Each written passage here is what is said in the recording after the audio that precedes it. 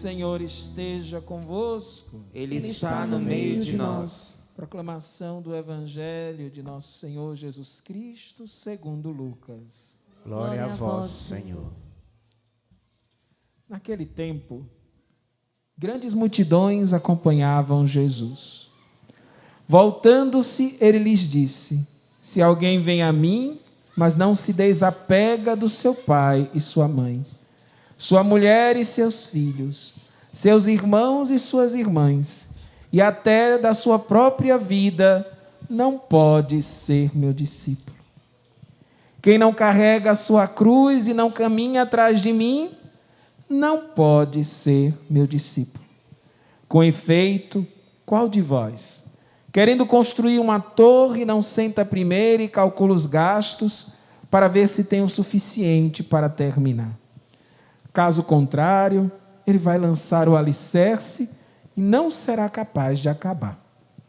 E todos os que virem isso começarão a caçoar, dizendo: este homem começou a construir e não foi capaz de acabar. Ou ainda, qual o rei que ao sair para guerrear com outro, não se senta primeiro e examina bem se com 10.000 homens poderá enfrentar o outro que marcha contra ele com 20.000? Se ele vê que não pode, enquanto o outro rei ainda está longe, envia mensageiros para negociar as condições de paz. Do mesmo modo, portanto, qualquer um de vós, se não renunciar a tudo que tem, não pode ser meu discípulo. Palavra da salvação. Glória a vós, Senhor. Pelo Evangelho anunciado, perdoe o Senhor os nossos pecados. Louvor a vós, o Cristo. Meus irmãos, 31ª semana do tempo comum. Se fomos à celebração dominical, se participamos da Eucaristia no domingo, se você não foi, que pena, né? Que pena. O Senhor te esperou o domingo todo, olhando na beira do caminho. Será que Ele vem? Será que Ele não vem? Será que vem? Será que não vem? A liturgia, que é sempre inaugurada no domingo, né? O texto do domingo dá o tom das reflexões da semana. E o tom da reflexão da semana está naquilo que Jesus disse ao ser perguntado sobre os mandamentos. E ele diz: os mandamentos são 2. Amarás o Senhor teu Deus, né? Começar direito.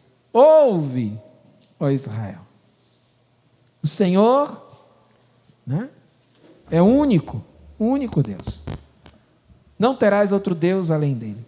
E amarás o Senhor teu Deus de todo teu coração, com toda a sua força, com toda a sua vontade, com toda a tua alma. E o outro, tão importante quanto este: amarás o teu próximo como a ti mesmo. Primeira leitura da carta de São Paulo lembrou isso para a gente. Nisto consiste os mandamentos: amar. É a semana do amor. Caminhando para a conclusão do ano litúrgico, né? 34 semanas, festa de Cristo Rei. Então começamos a perceber nesses últimos domingos que é como fosse fazendo sínteses do aprendizado do ano litúrgico. Caminhando para o final do ano litúrgico, a liturgia nos pergunta: que tanto você ama a Deus? Qual o tamanho do seu amor por Jesus e por Deus? Com certeza, se eu perguntar aqui, os poetas, né, os românticos aí vão dizer: o meu amor por Jesus é maravilhoso, né? O meu amor por Jesus é assim, é assado, não é assim? Um ia puxar logo o canto lá: te amarei, Senhor, né? Não é assim? Mas aí o Evangelho de hoje nos dá a medida. Você quer saber o tanto que você ama a Deus, se pergunte aí, o tanto que você já renunciou por causa do reino. E há níveis de renúncia, né? Talvez alguém que já caminhou mais um pouquinho tenha respirado agora aliviado, assim, ufa, né? Eu deixei minha vida, me consagrei, sou missionário. O diácono podia dizer assim, ufa, né? Já sou diácono, então é sinal que eu amo muito a Deus. Será? Nosso amor por Deus é medido a cada dia. Ele começa pedindo uma coisinha pequena. Depois ele pede outra coisinha. Depois ele pede outra coisinha. Depois ele pede, vem meu filho ser diácono. Eu digo, tá bom, né? Mas quando eu acabo de ser diácono, ele diz, agora eu quero outra coisinha. Porque ele não quer dividir a glória dele com mais nada. Vocês prestaram atenção da liturgia de ontem? Missa de finados. E a leitura da carta de São Paulo dizia o quê? Lembra da segunda leitura? Olha o tanto do amor que vocês amam a Deus. Você não lembra nem o que Deus fala de um dia para o outro. Qual foi o evangelho de domingo? Sei não. Só sei que teve uma leitura bíblica lá, né? De ontem para hoje, a segunda leitura, São Paulo dizia o quê? Que Jesus, né, vai submeter todas as coisas a Deus. A última a ser submetida será a morte. E depois de que todas as coisas estejam submetidas a Deus, menos o próprio Deus, porque Ele é que submete todas as coisas, o Filho se submeterá ao Pai, para que Ele seja tudo em todos. Deus precisa ser o meu e o seu tudo. Diga aí comigo. Deus precisa ser o meu tudo. Repete de novo para não esquecer. Deus precisa ser o meu. E aí pergunta aí no seu coração. Ele tem sido o seu tudo?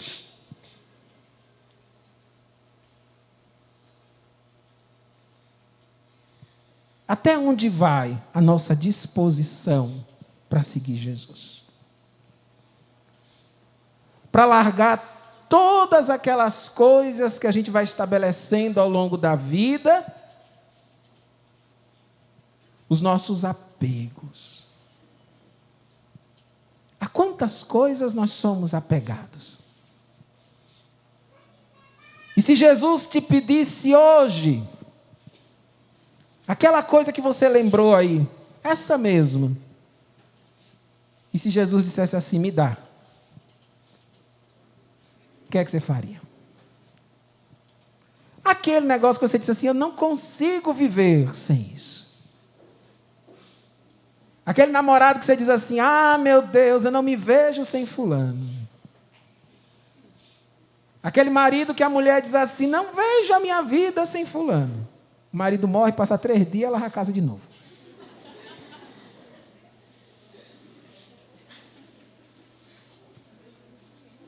O marido que diz, ah, minha mulher é tudo na minha vida. Vou tocar agora numa coisa grave, né? Papai e a mamãe diz assim, ai de mim, que será de mim sem os meus filhos? Por que eu toquei nisso? Porque é um amor tão especial, não é verdade? Sou pai de 5. E sei no meu coração de pai, né? Tanto que quando eu rezo lá o texto de Abraão, sempre me mexe aqui nas entranhas, né? E por isso Jesus disse, se você não amar mais a mim do que ama seu pai, sua mãe, esposa, filhos, Você não é digno de mim. Aí surge aqui dentro da gente assim um sentimentozinho, mas Jesus não é muito não. Sabe por que não é muito? Sabe por que não é muito? Porque Deus, quando pede para Ele ser o tudo em nossa vida, e nós amarmos mais a Ele do que qualquer outra coisa, é porque Ele sabe que Ele é a única fonte de amor que não passa. Tudo mais, meus irmãos, vai passar. É ou não é verdade? Mesmo as nossas relações afetivas com aquelas pessoas que a gente ama,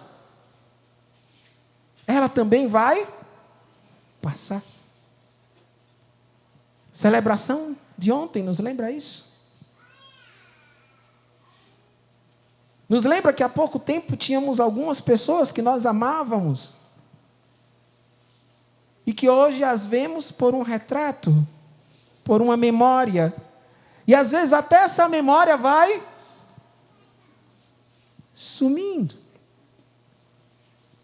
porque tudo passa.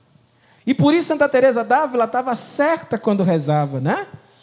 Tudo passa, tudo passará, só não passa o amor de Deus, que é Pai.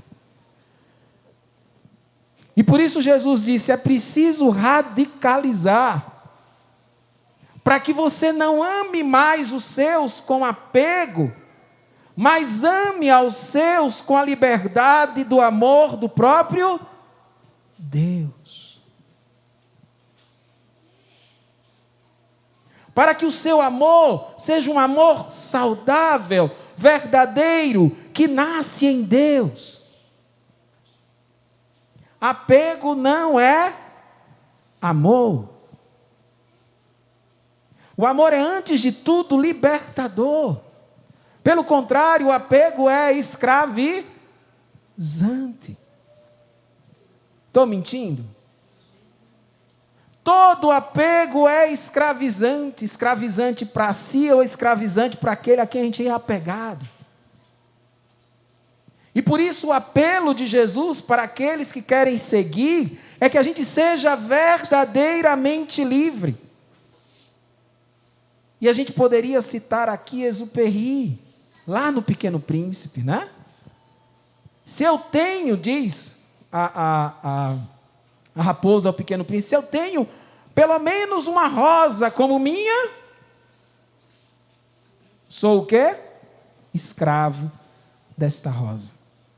Naquele mesmo trecho que ele diz, tu és responsável por tudo aquilo que cativas. E Deus quer que a nossa relação afetiva, ela seja uma relação libertadora. Tu não és meu, eu não sou seu, nós somos de quem? De Deus. E quantos de nós não sofremos ainda por causa desses apegos?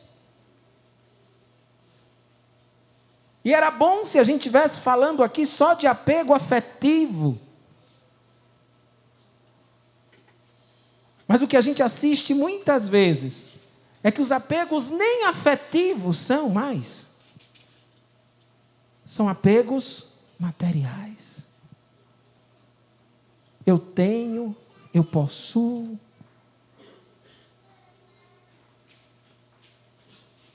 E a gente vai assistindo essa sociedade que vai se deteriorando por causa do apego. Por isso o Salmo dizia, feliz o homem, que faz o quê, menino? Tu que cantou o Salmo? Ele agora se converte, é hoje. Tu que cantou o Salmo, como foi que disse o refrão do Salmo?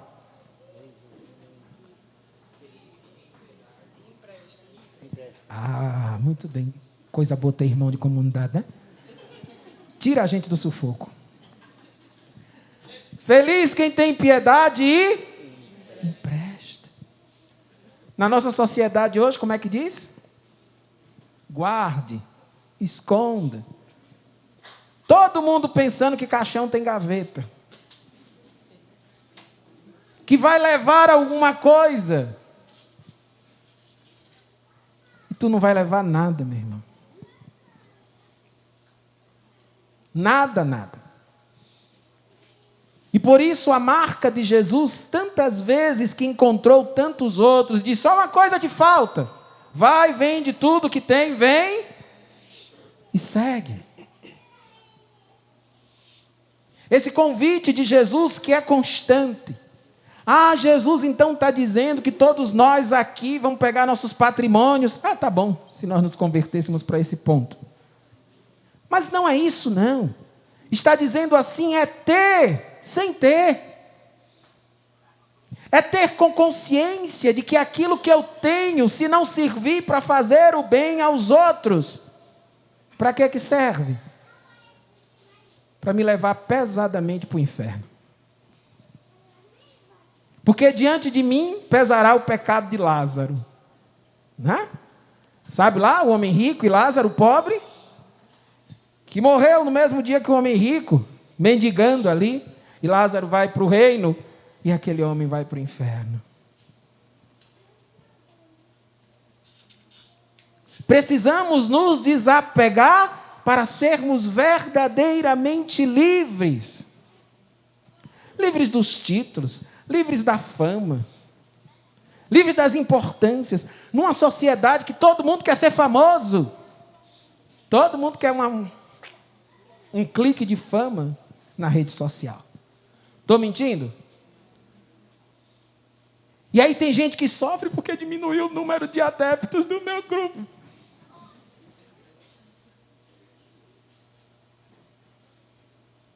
E aí a gente fica colocando a nossa vida, a nossa felicidade naquilo que passa.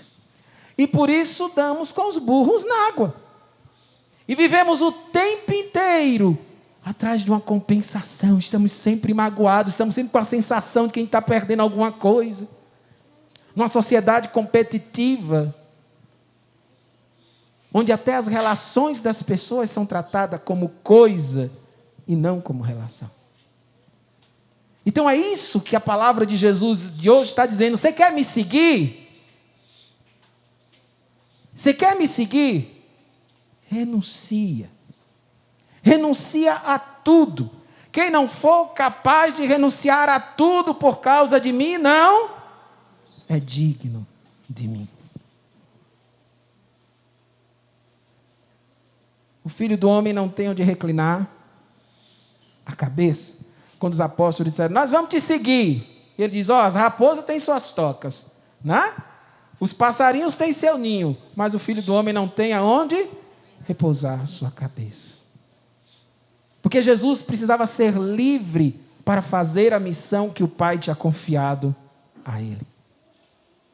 Ser sinal para nós, daquilo que o apóstolo Paulo diz, que devemos buscar as coisas de onde? Do alto. E repito, Jesus não condena os bens desse mundo foi Deus que criou. E nos deu, sim, para o sustento. O que Deus condena é quando isso se concentra na mão de alguns e na grande maioria vive sem. Mas tudo isso tem que ser tratado como coisa que passa. E Deus deve ocupar o quê? O primeiro lugar. O primeiro lugar. Quando Jesus diz, se desapega aos seus. Quantas vezes, por amor aos filhos, ou por não perder o amor do marido, ou por não sei o quê, nós deixamos de obedecer a palavra de Deus. Para não desagradar aquela pessoa que a gente ama, a gente preferiu desagradar a quem? A Deus.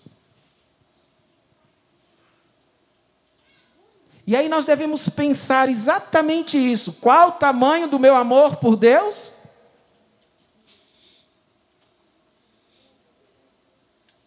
Mas, diácono, não é contraditório quando Jesus disse para não se apegar aos seus, e ao mesmo tempo no evangelho de domingo mandava amar os irmãos como a gente se ama.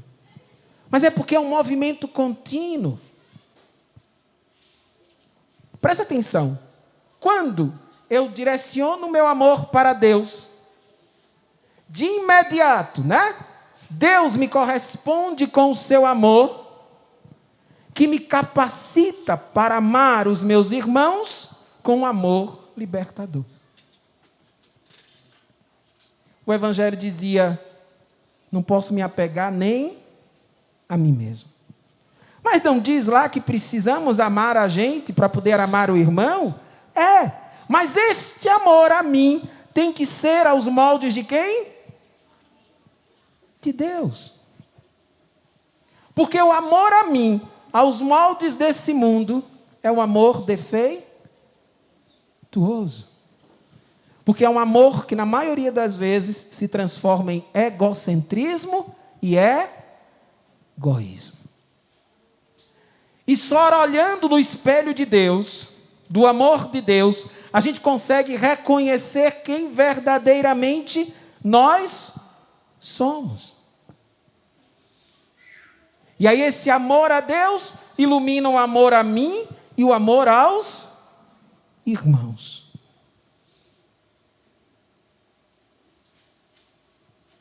Para a gente terminar.